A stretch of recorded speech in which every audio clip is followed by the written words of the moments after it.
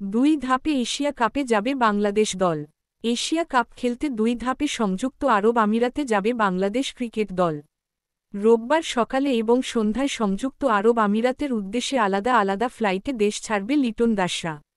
শনিবার ৬ September Bangladesh cricket board BCB থেকে এ তথ্য নিশ্চিত করা হয়েছে।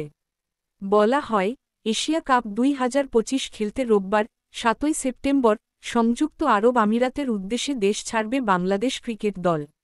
প্রথম দফায় খেলোয়াড় ও কর্মকর্তাদের একটি দল সকাল ১০টা ১৫ ঢাকা ত্যাগ করবে এবং দ্বিতীয় দফায় দলের বাকি সদস্যরা সন্ধ্যা ৭টা ৩০ আমিরাতের উদ্দেশ্যে ঢাকা ত্যাগ করবে। এশিয়া কাপের জন্য ১৫ সদস্যের দল ঘোষণা করেছে বাংলাদেশ ক্রিকেট বোর্ড বিসিবি। দলে চমক হিসেবে ফিরেছেন সাইফ হাসান ও নুরুল হাসান সোহান।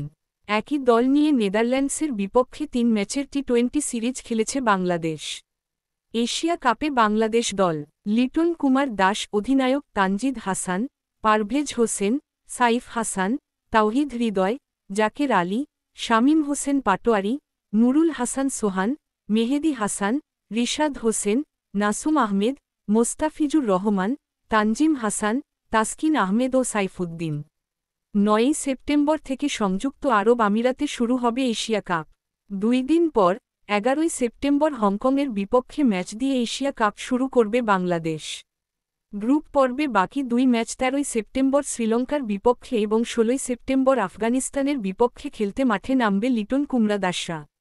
১৫ সদস্যের মূল দলের পাশাপাশি সৌম্য সরকার, তানভীর ইসলাম ও হাসান মাহমুদকে স্ট্যান্ড বাই হিসেবে রেখেছে বাংলাদেশ।